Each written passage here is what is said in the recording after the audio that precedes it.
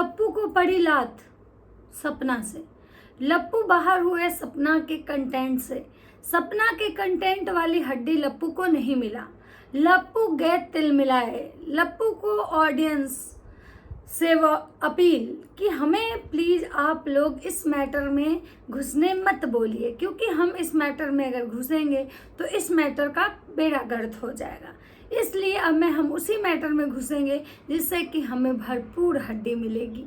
और ये जो मैटर है, इस मैटर का मेरा कोई लेना देना नहीं है, तो प्लीज़ आप लोग मुझे इस मैटर से दूर रखें, क्योंकि ये कंटेंट अब मुझे मिलने वाला नहीं है। यहाँ हड्डी, यहाँ मेरी दाल गलने वाली नहीं है, क्योंकि सपना ने खुद लप्पू को बाहर किया।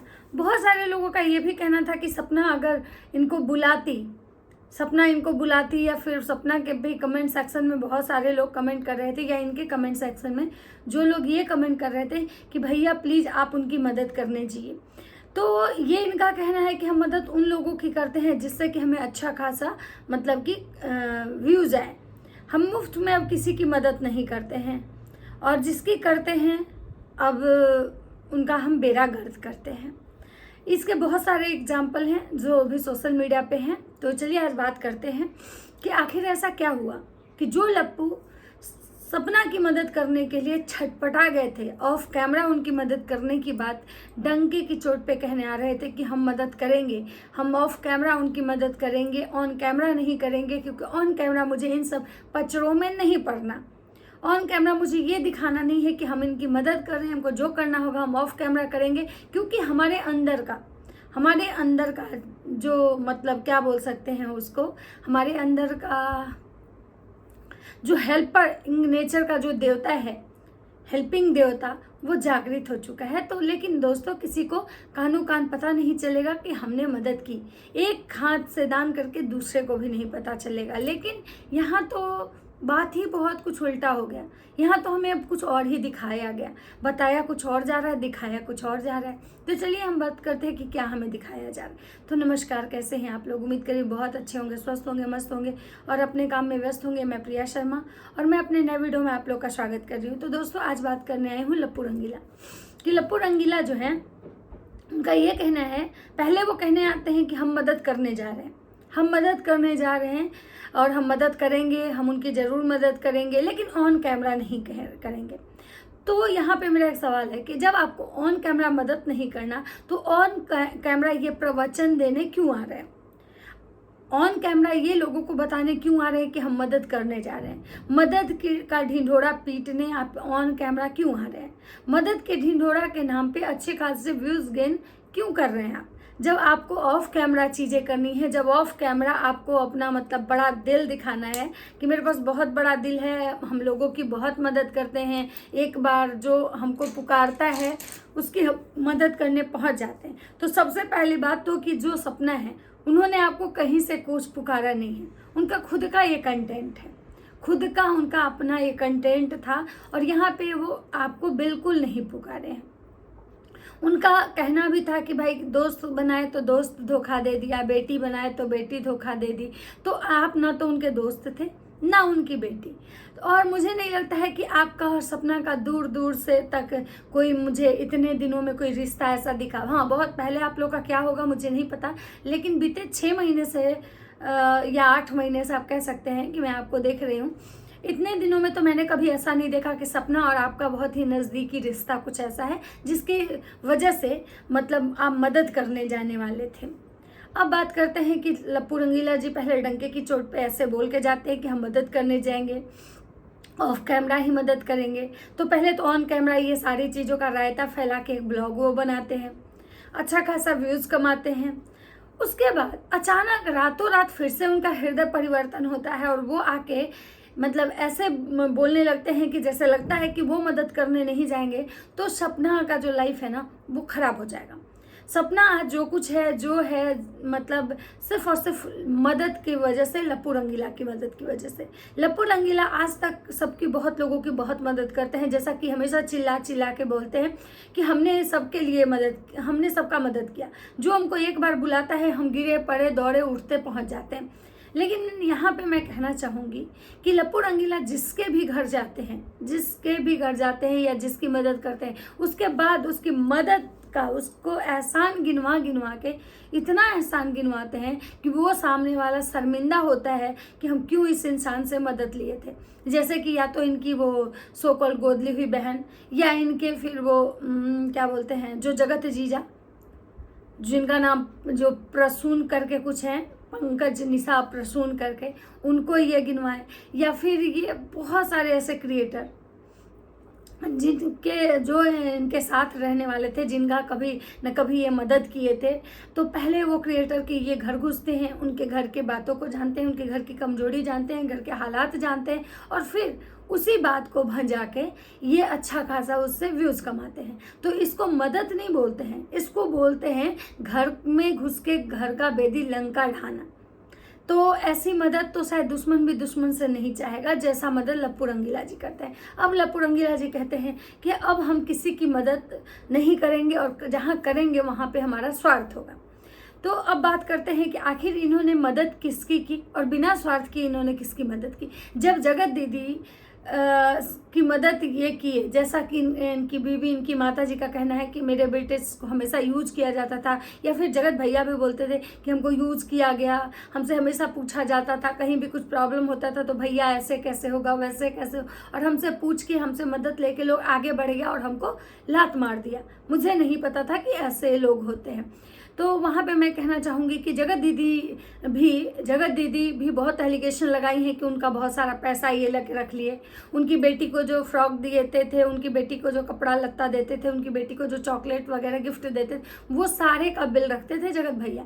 तो ये मदद था, और ये मदद निस्वार्थ नहीं था, वहाँ भी मदद था तो कहीं ना कहीं स्वार्थ से था। क्योंकि ये जब जगत दीदी से जुड़े थे उस समय जगत दीदी के बहुत ज़्यादा फैन फॉलोइंग थे, लोग जगत दीदी को जानता था, उनको प्यार करता था, और इनको कहीं ना कहीं ये लगा कि भाई ऐसे लोगों से हम जब जुड़ेंगे तो हमारी पॉपुलैरिटी बढ़ेगी, हमें लोग जानेंगे, जो इनके सब्सक्राइबर होंगे वो मुझे जानेंगे, या जितने बड़े बड़े मतलब मिलियन वाले से हम जुड़ रहे हैं वो सब के कहीं ना कहीं जो सब्सक्राइबर हैं वो मुझसे जुड़ेंगे, तो हमारा मतलब जो फेस वैल्यू है ये बनेगा। तो कहीं ना कहीं ये इनका एक स्वार्थ था, क्योंकि ये तो ऐसे इंसान है जो बिना स्वार्थ के अपने माता पिता की, अपने भाई की सेवा का उनको नहीं करते हैं, उसको भी जो करते हैं उसको गिनवाते हैं कि तुम्हारी शादी का रिसेप्शन हम अपने पैसे से किए थे, तुम आज तक घर में एक एसी नहीं लगवा पाए, कुछ तुम घर में खर्चा नहीं करते हो, ऐसे नहीं करते हो। वैसा इंसान आपको लगता है कि किसी और की मदद मतलब करेगा बिना स्वार्थ के?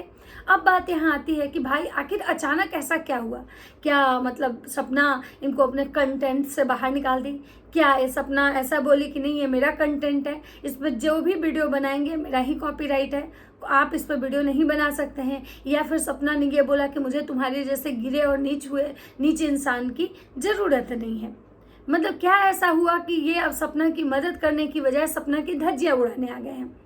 और रही बात कि जब आपको सपना की मदद नहीं करनी है, या सपना की मदद के लिए आपके ऑडियंस जब बोल रहे हैं, आप उनको जवाब देने आ रहे हैं कि हम, तो एक बात बताइए, ये जो आप सुना रहे हैं कि हम किसी की मदद नहीं करेंगे, तो सबसे पहली बात तो कि सपना ने आपसे कोई मदद मांगा ही नहीं, और अगर मांगा तो इसका कहीं प्रूफ है, तब आप ऑन कैमरा ये बातें बोल सकते हैं, तब आपका अधिकार है। जब मदद मांगी नहीं तो आप उसको इतनी सारी बातें नहीं सुना सकते हैं।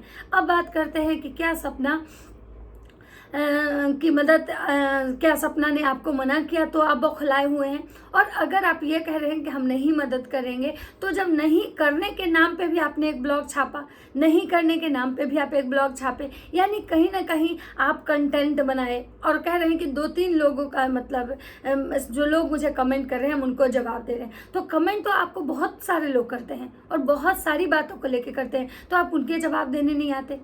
तो ये ब्लॉगर लोग का कुछ मतलब अपना फंडा है, क्योंकि दोस्तों इनका ये फंडा है कि जो इनको मन आएगा उसके जवाब देंगे, और जब इनका मन नहीं होगा उस चीज़ का जवाब देने का तो ये सीधे कहने आ जाएंगे कि कोई प्रधानमंत्री नहीं है। और ये इन्हीं का नहीं है, ये बहुत सारे लोगों का है, बहुत सारे ब्लॉगर लोग का, कि भाई मतलब ये अपने हिसाब से अपने कंटेंट के अकॉर्डिंग मतलब वीडियोस बनाते हैं और बातें बोलते हैं।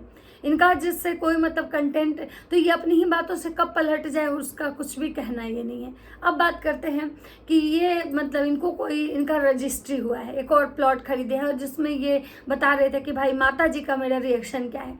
तो जो माता जी से बात इन्होंने किया फ़ोन पे, तो माता जी की बातों से मुझे ये नहीं लगा कि माता जी बहुत ज़्यादा एक्साइटेड हुई सुन के, अरे वाह मेरा बेटा तुम बहुत अच्छा किया, बहुत मतलब माता जी कहती हैं, बेटा कहते हैं माँ हमने प्लॉट खरीद लिया, एक और नया प्लॉट अपने ही मोल। तो मैं कहती अच्छा ठीक बा, ठीक है। पिताजी भी ऐसे हाँ ठीक है, बहुत तरह की, लेकिन एक जो एक्साइटमेंट ये जो दिखाने की कोशिश कर रहे थे कि मेरी माँ को बहुत झटका लगेगा या मेरी माँ मतलब बहुत ज़्यादा खुश होगी, क्योंकि मेरी माँ हम लोग की तरक्की से बहुत खुश होती हैं, तो मुझे ऐसा कुछ नहीं लगा। आप लोग को क्या लगा, आप लोग मुझे बताइएगा। और अब बात करते हैं कि जगत भैया जो हैं, इनका मतलब वीडियो आता है, जलन, नज़र लगना, ये सब इनके घर का कॉमन है, ये कॉमन हो गया है। लोग इनकी तरक्की से जल रहे हैं, ये कह रहे हैं कि भाई हमने प्लॉट लिया है, इससे लोग को जलन हो रही है। और लोग कह रहे हैं कि इज्जत बेच के तुम ये प्लॉट खरीदे हो, तो हमारा इज्जत इतना महंगा था कि हम बेच के प्लॉट खरीदे। तो सबसे पहली बात तो कि भाई लोगों को कोई जलन नहीं हो रहा है, आपके जैसे पता नहीं, आप तो मिलियन सब्सक्राइबर वाले लोग हैं जो महीने का इतना अर्न करते हैं, उसके बाद अगर आप एक दो प्लॉट खरीद रहे हैं तो आपको लग रहा है कि प्लॉट खरीदे, प्लॉट खरीदे, प्लॉट खरीदे। लेकिन बहुत सारे ऐसे लोग हैं जो कोई ब्लॉगिंग नहीं करते हैं, अपने दम पे, अपने मेहनत के बल पे वो प्लॉट खरीदते हैं, लेकिन वो किसी को पता भी जल्दी नहीं चलने देते हैं कि हमने प्लॉट खरीदा, क्योंकि उनको शो ऑफ नहीं करना होता है, उनको किसी को नीचा नहीं दिखाना होता है। वो चुपचाप गुपचुप तरीके से खरीदते हैं कि भाई किसी को पता भी नहीं चले कि हमने कहाँ प्लॉट खरीदा, कब उनका प्लॉट रजिस्ट्री होता है, कहाँ वो प्लॉट खरीदते हैं, ये बहुत सारी चीज़ें लोगों को बताते भी नहीं हैं। लेकिन आप सोचिए कि ये लोगों को बता रहे हैं कि लोग को जला रहे हैं, समझ में नहीं आ रहा। दूसरी बात कि इनकी माँ को ये सरप्राइज़ देते हैं। बताइए, जब ये प्लॉट का आप बोल रहे हैं इन्हीं के अकॉर्डिंग कि हमने बहुत सारे पैसे दे दिए, कुछ पैसा आप बाकी है देने के लिए, और अब हम बता रहे हैं कि मेरी मम्मी सुन के शॉक्ड हो जाएंगी।